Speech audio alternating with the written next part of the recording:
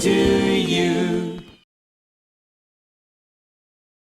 I'm Élise Lavoué, an associate professor in information science in the IAE Lyon, in charge of all pedagogical projects based on ICT, information and communication technologies for education. And thank you very much for being here today. It's the third edition of this workshop, and I hope there will be very interesting discussions and exchanges. I'm really happy to introduce a very rich program. We have very varied experiences, and the speakers are from Quebec, Taiwan, and from Lyon. So, do not hesitate to ask questions to speakers during or after the presentations. The workshop is voluntarily informal and interactive, so I hope there will be many discussions and that so that everyone leave with many ideas in mind. So thank you. And now I introduce the first speaker. It's Diane-Gabrielle Tremblay. She is a professor of management at the Université du Québec from Canada. She presents her experiences in this workshop for 3 editions. So last year she presented the implementation of a Mooc, and this year she will present the results and the challenges of this Mooc. So thank you. In the pocket, fine. Okay, thank you again, Elise, for your invitation. As she mentioned, last year I had presented pretty much my personal experience with designing a Mooc and creating a Mooc, but we had barely just finished it. It wasn't even offered, I think, at that point. And so it was more really the work that you have to do, the process, etc. Today I'm going to present a little bit more the results, the recommendations, so maybe more objective or, general results, but I'll be glad also to share my experience in terms of, the process as a professor. What does it mean? What does it change in the work that we do? Of course, for me, it's not such a huge change in the sense that I'm in an e-learning organization. I'm with the Université of Quebec, but with a specific component which is really specialized in e-learning. So for the last 15, 20 years, I've been basically doing e-learning. The methods have changed, obviously, over time. We used a lot more paper and written documentation in the beginning.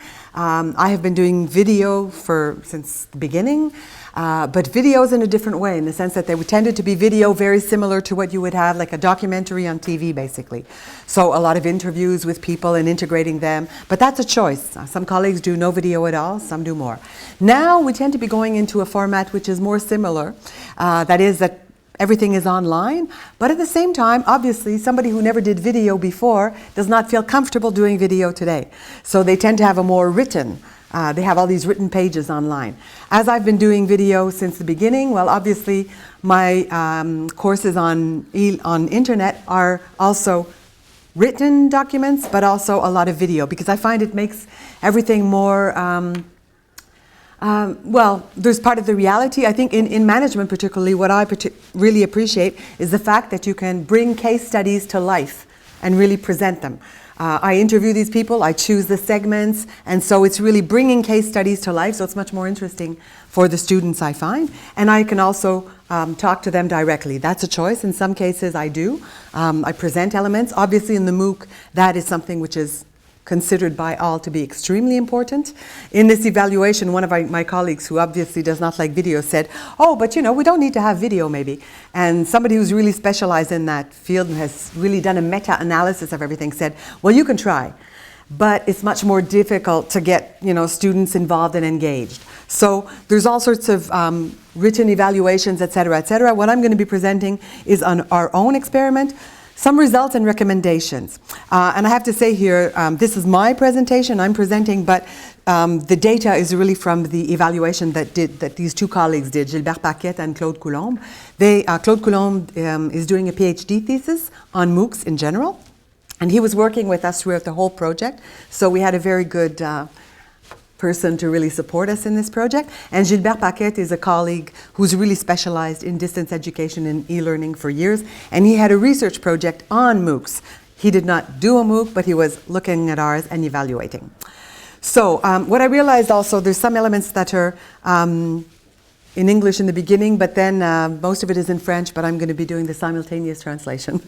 So here, just a definition. MOOCs are defined as an online course that are designed for a large number of participants and that can be accessed by anyone, anywhere in the world, as long as they have an internet connection. They're open to everyone without any qualifications. You know, it's not, we don't ask them to have a specific level or a degree to have access. It's totally open. And they offer a full or complete course experience online for free. Basically, the idea is for free, although it's been evolving. And when people want to have a certificate or some form of more formal recognition, more and more the business model tends to be moving to you have to pay if you want to have this and really pass the exams, etc. So I'm going to present the project in general, an analysis of the results, a little bit on the techno-pedagogical formula that we use. Some of the recommendations we've discussed after this experiment. We had a discussion within the university, the people who participated, the team that was working on this, and the other colleagues to see, what did they think of it, and a few elements on the international trends. What do we observe? So this is really, I'm not going to go into this, but it's really basically, the whole project. What happened is this colleague who had a research grant to look at a MOOC and evaluate it and see how do you do it, what happens, and what are the results. So he obviously had to present it to the university because he had a research grant to study, but not necessarily enough money to do the MOOCs. So the university had to say, okay, we're going to invest. The first time you do invest in this, it's somewhat more expensive because you really have to develop specific elements. After that, and that in the end of our discussion, obviously, we're saying, well, once we've done the basic investment in terms of organizing the system, when you do other MOOCs, well, obviously, then it's just, the new costs for that one specific MOOC, it's quite different. So initially, there was a whole process within the university of having them decide and determine whether they wanted to participate in this. So I won't go into all the detail of this, but we had 2 pilot courses. They asked professors who's interested. We are like 65 persons in this, 65 profs in this university, in this component particularly. I think there were 10 or 15 who were interested. A lot of people were not necessarily interested.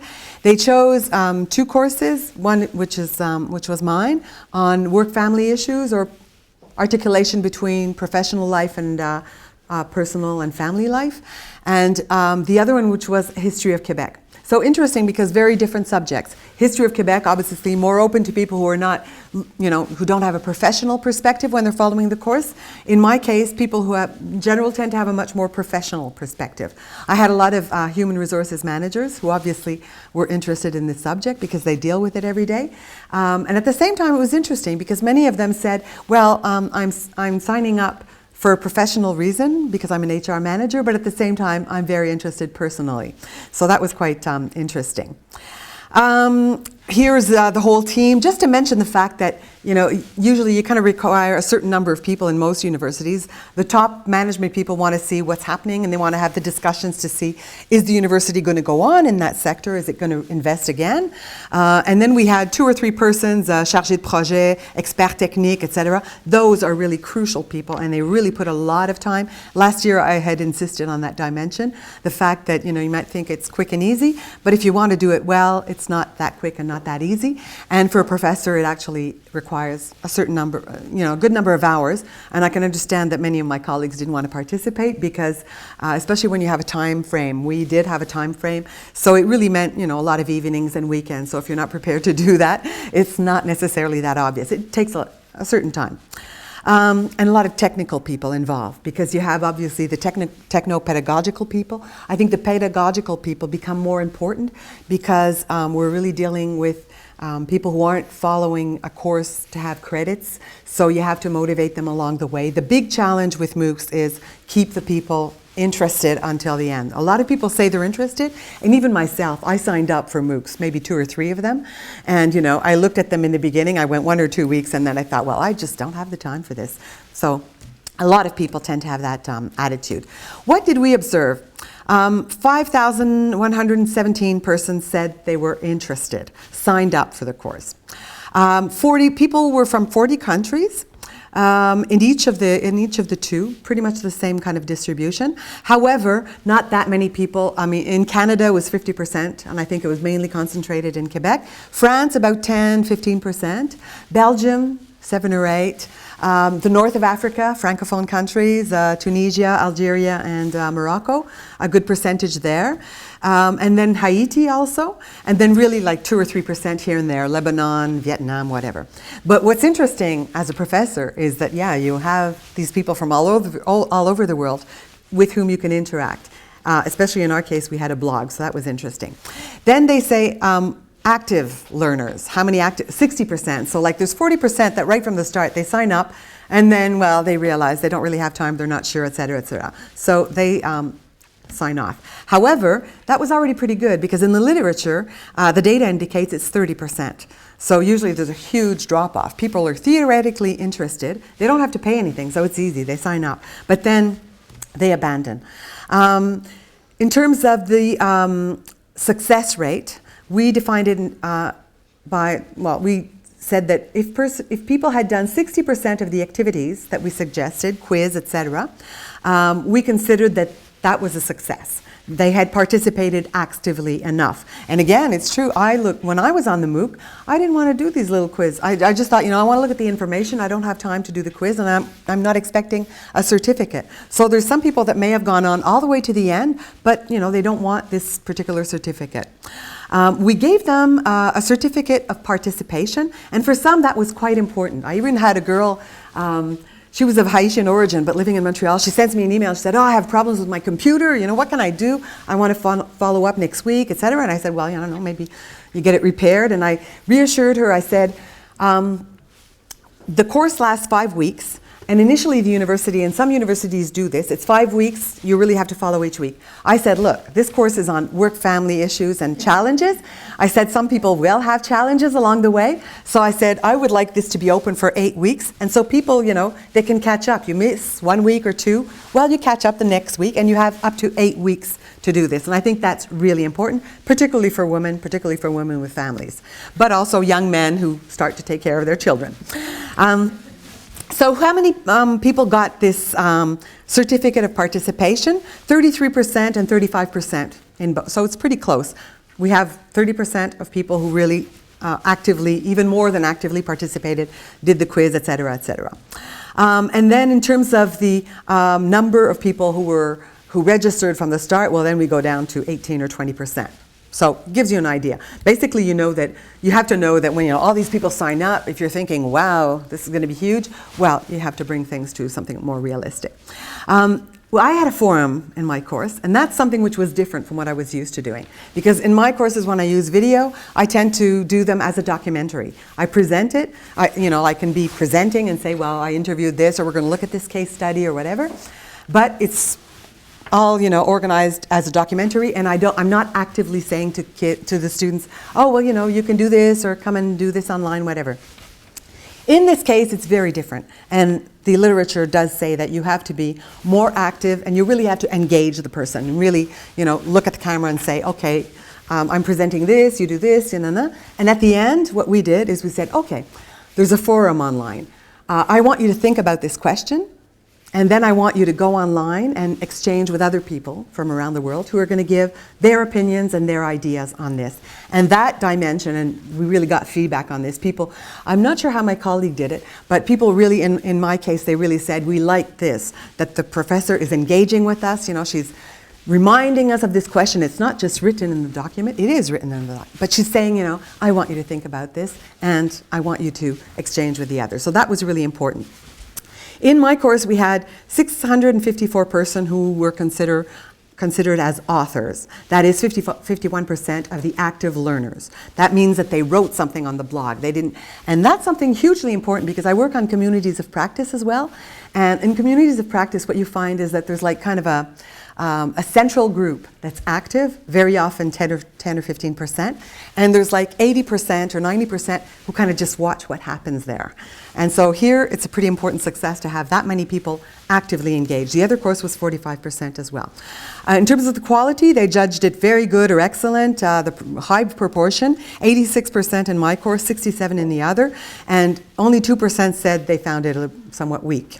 So that also is very interesting. Quality of support, we tend to forget this, but I had a person specialized in pedagogy. She was checking what was happening on the forum because I am pretty busy, you know, we all have courses, we have a lot of things to do. Once this was finished, I had a couple of things I had to catch up on. So I couldn't, you know, follow the forum all the time. So I had a person, she was following, and then she would say to me, if somebody had a question or somebody said, oh, I think once it was something like, oh, the professor said this, and then she said this, and you know, it seems contradictory to me. So there has to be somebody who answers.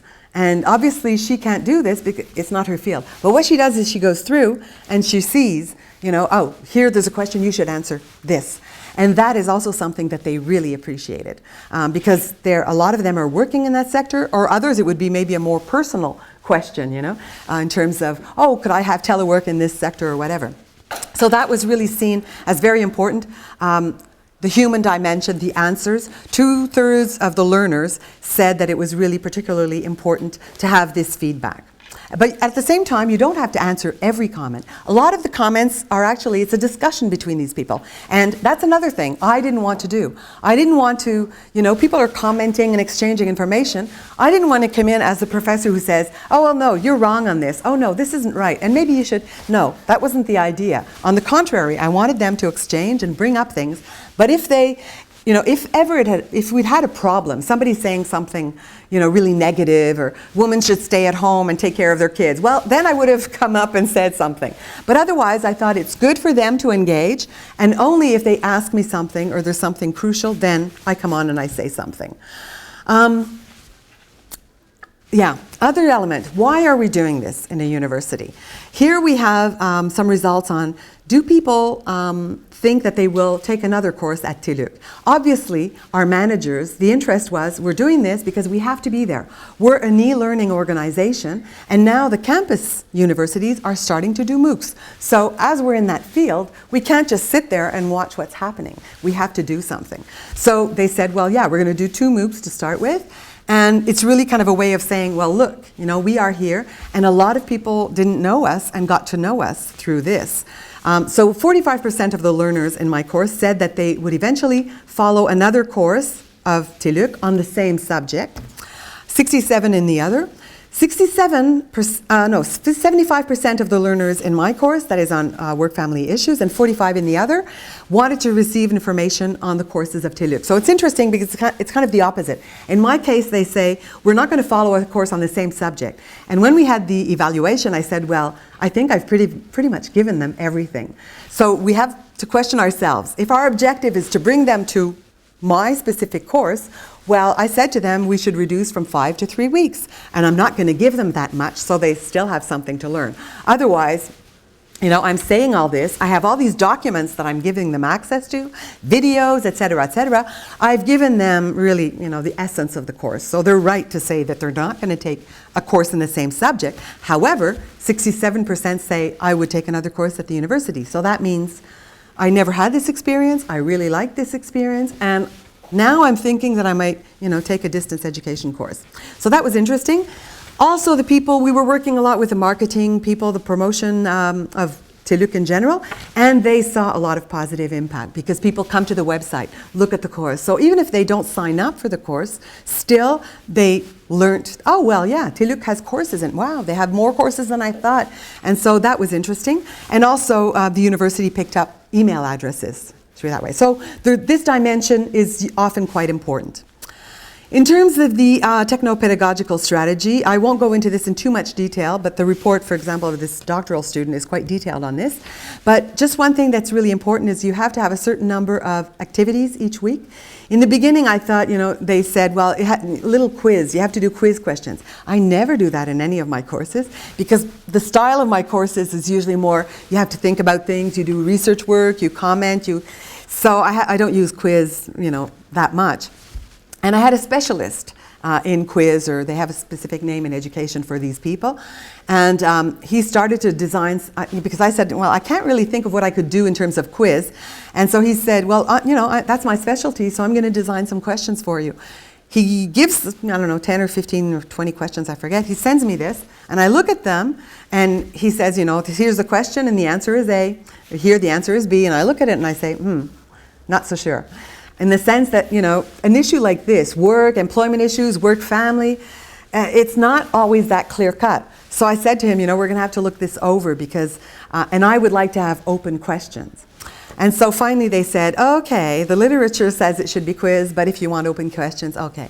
And I designed a certain number of closed. Things like, how long is the parental leave in Quebec? How long is the paternity leave? Well, that's a clear-cut answer.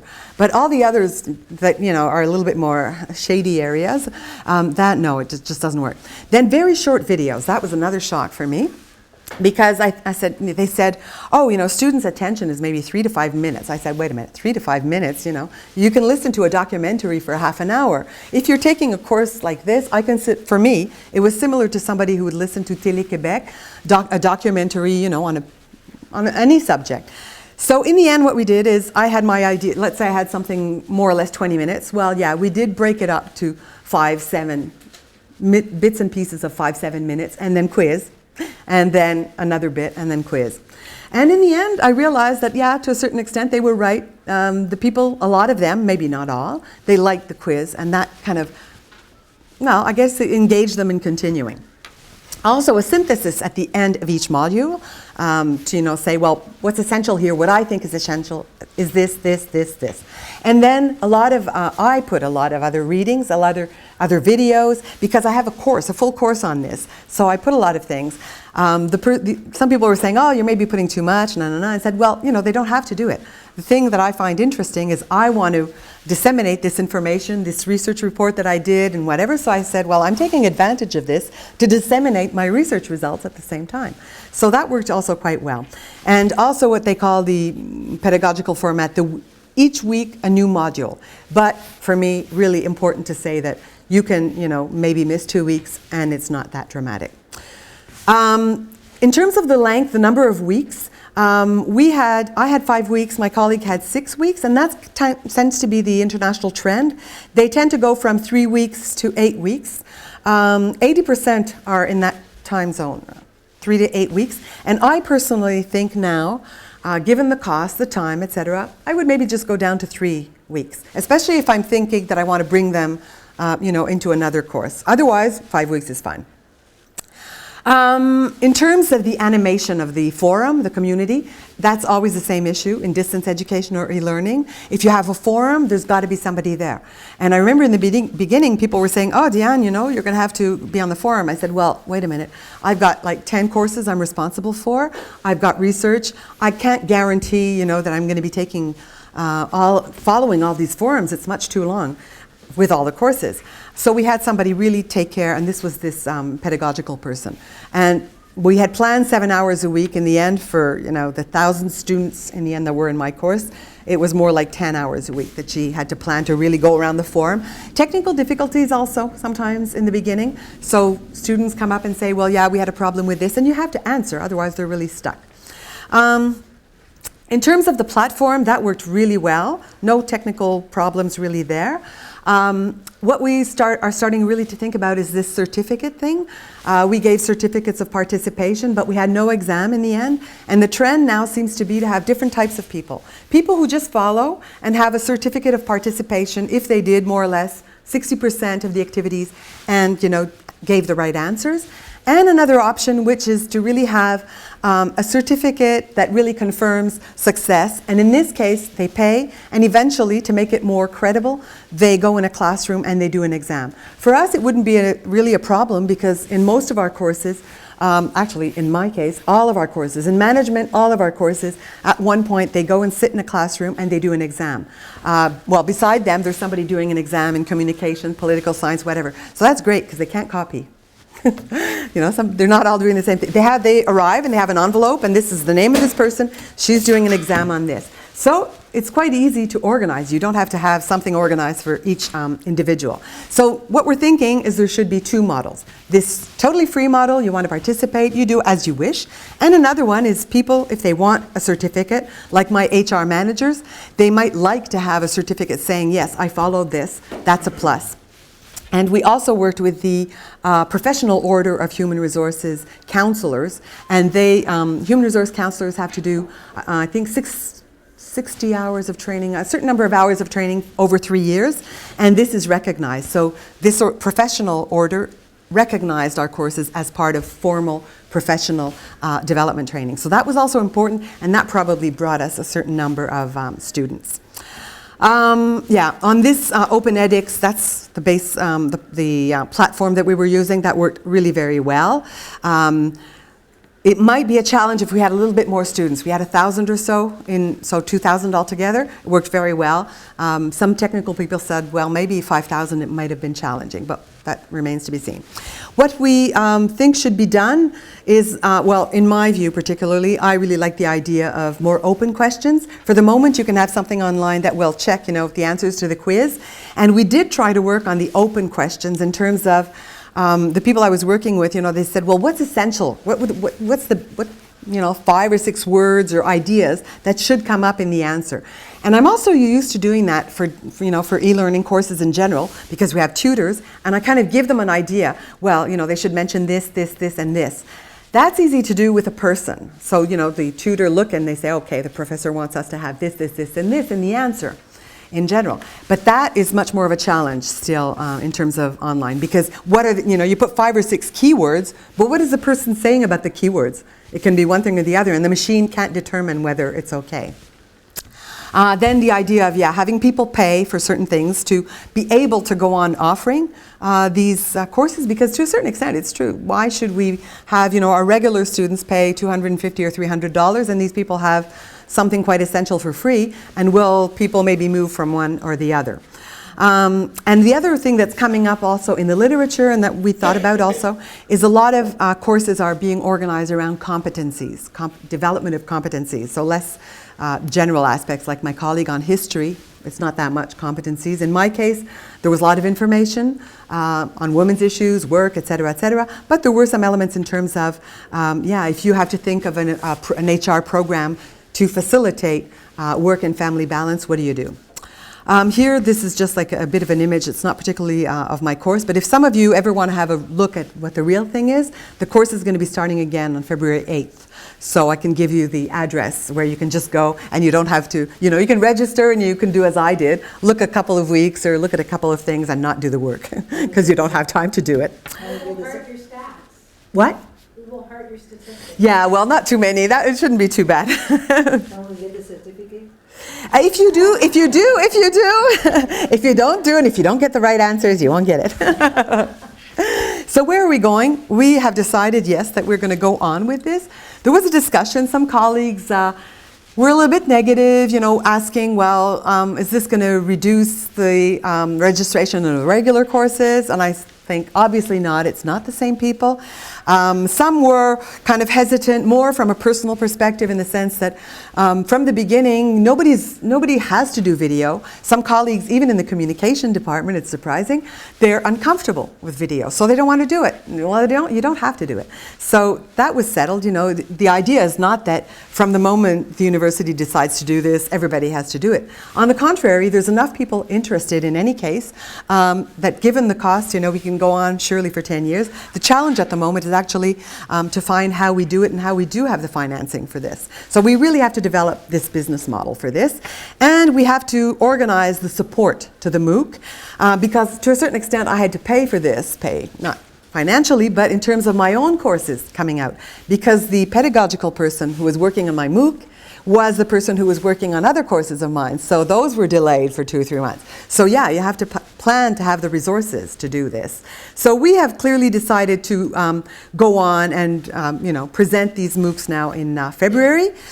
We presented the project to other professors and had exchanges with the pedagogical teams, the technical teams, you know, how did things go for them? And in general, the technical teams really found that it went very well.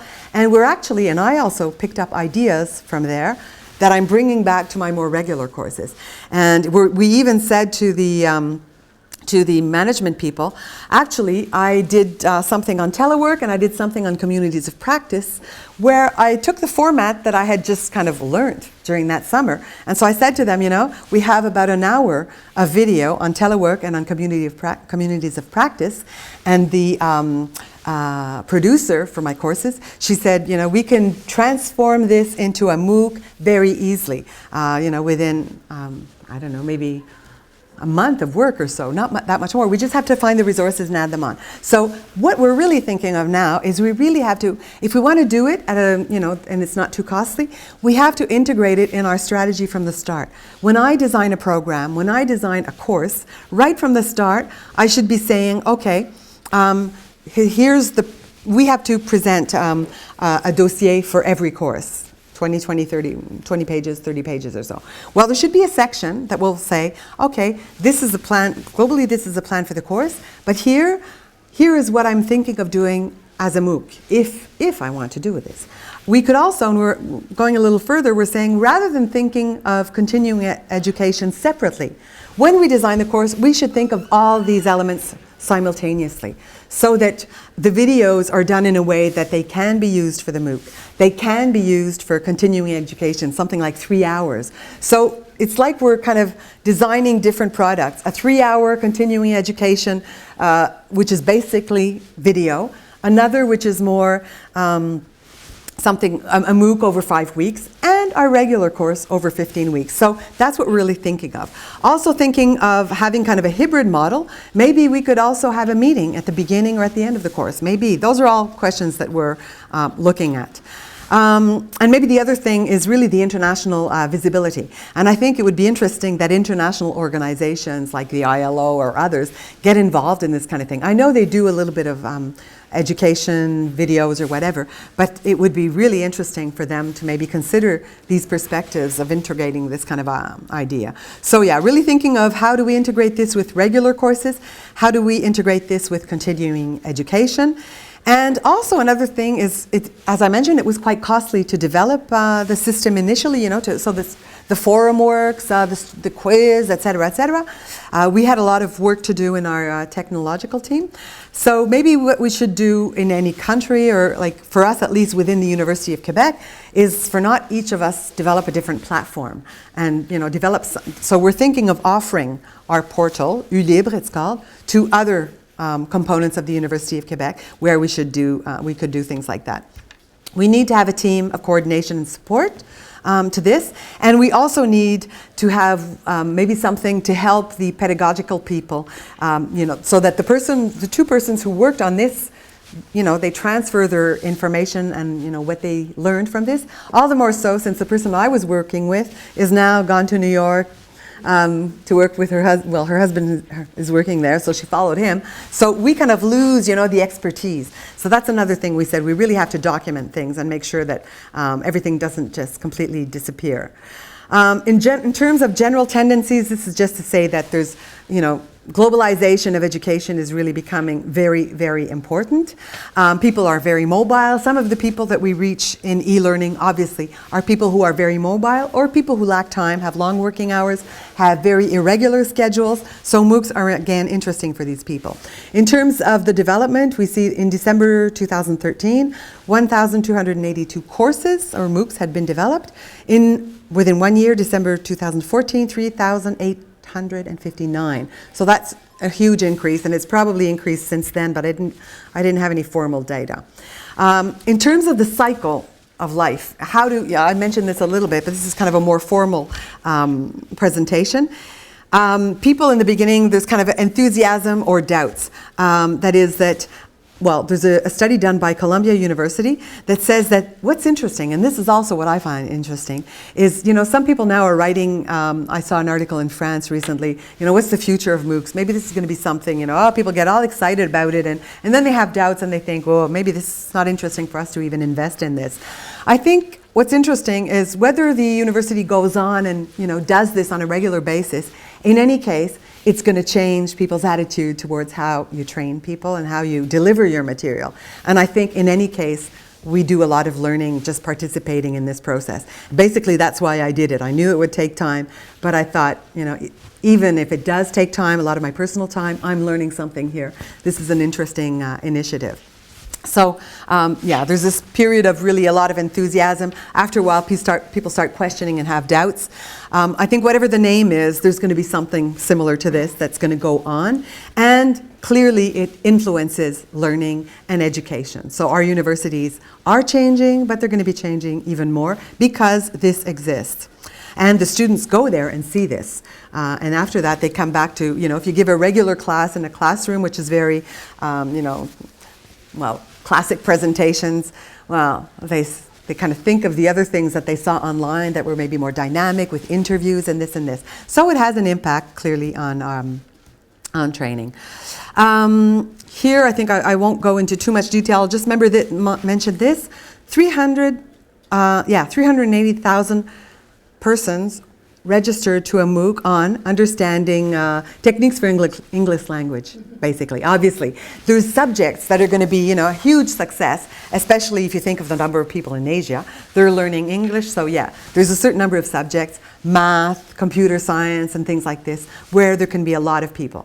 Then the question is, and I know that I looked at some of the MOOCs for these kind of, you know, where you know there's going to be tons of students, and you get the feeling that sometimes they know there's going to be so many students, they don't make the effort to make this thing interesting. I had somebody, well, even my colleagues said, you know, before we get started, have a look at this and this and this. I had to look at a few of them, and there was one of them.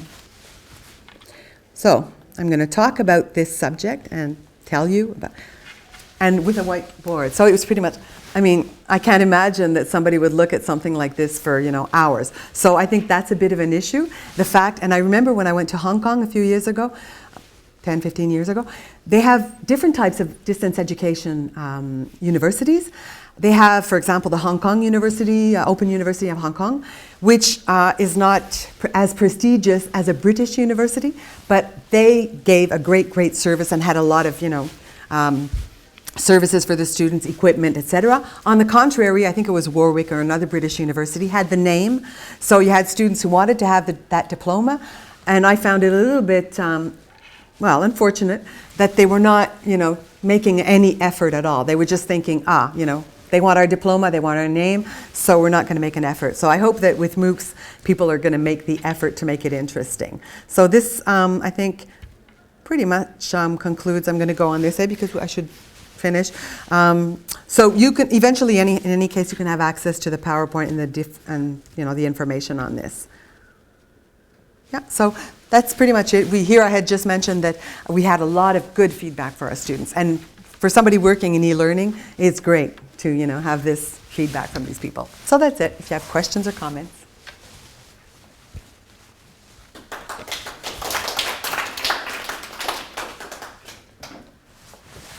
Yeah. I think what impressed me was the amount of resources that the university provided to you as the instructor. Mm-hmm. So for me, one of the things that concerns me in doing these classes is managing the online forum. Right? To me, the amount of time that it would take to do this properly is overwhelming, and I'm not sure if my university would provide someone to do that. Yeah, and it would seem cost effective for them to do so. Yeah. I think the issue, we also reflected on that at the end of the evaluation. And I had, you know, a pedagogical person, and clearly I'm not, I don't want, you know, these resources that are rare and that I want basically to be working, first of all, on our regular courses. I don't want them to be always doing this. And then in the end, what I said, I told them, I said, you know, maybe some secretaries could actually do this, because even the pedagogical person at this point, she's just looking around at the comments. She's not, and I don't think, you know, if it was technical, she sent it to the tech people. If it was a content, she sent it to me. So actually I said to them, you know, maybe some secretaries would be really glad to do this, because they'd be like kind of more involved, you know, with what's happening in the university. So yeah, I think it's a question of what resources you're going to use, or it could be some of my PhD students or postdocs, master's students. It doesn't the idea is, obviously the pedagogical person was essential when she was designing the course, the quiz with me and things like this. But to follow the forum, I think it's not necessary that we have somebody that's that specialized, because in any case, she was kind of, sending things off to me or to the tech people. So I think, yeah, we could have students even doing that, but essential to have somebody. We had no problems in terms of either people saying, things that can happen on forums, something that you don't want to see there, or really opinions that are not based on anything. So you have to, I think it's, at least in my MOOC or my course, I always want to, make sure that there's somebody that can say, everything that's being said there is rather okay, So yeah, we need somebody, and yes, that's an important resource, yeah.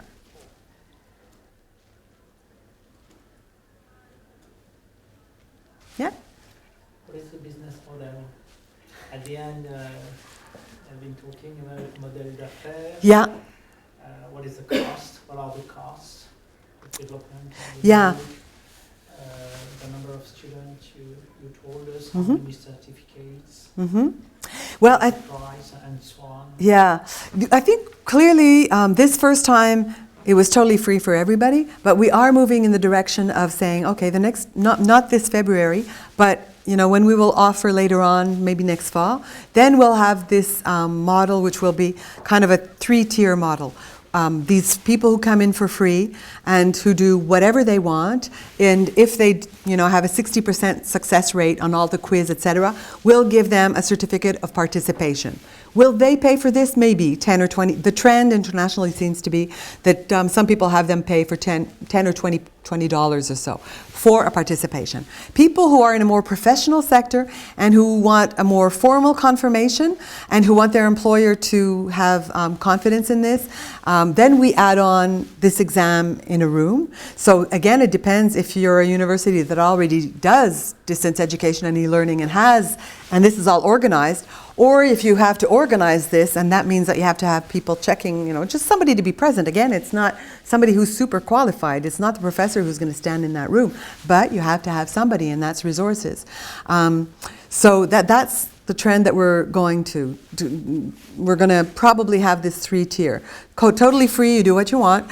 Certain participation, a participation certificate and a success certificate, and then something more formal which will say this person followed the course, had a 60% success rate in everything, and then did an exam in a classroom where we could check that she's not just copying things. We really have something which is very formal, and also, as I mentioned, the important investment is in the beginning.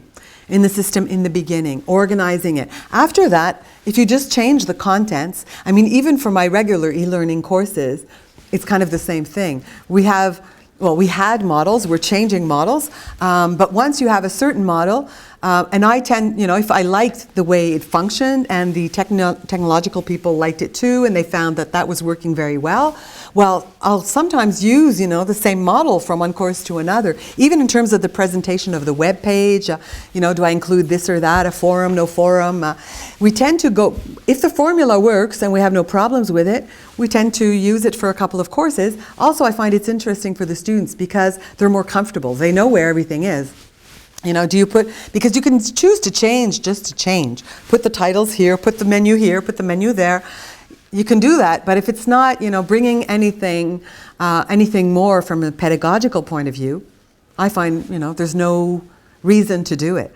We do change things, and of course the technological people there are particularly there to tell us, oh, well, yeah, in this other course they did this. So there's kind of, they bring ideas from others.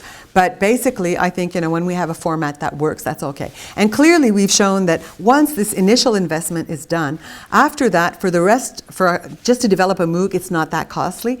And again, it depends what you do. Some of them I've seen, I thought, wow, this really mustn't have cost much, $2,000, and that's okay. If it's just a camera and a person talking, it's not that, complicated. However, if you want to do something more complicated, have quiz, have more documents, more video, and if you don't already have the video, if you do the videos, all that really changes. So as I was mentioning, the conclusion is really, if you're as a university, you try to integrate it in your regular courses and your regular investments.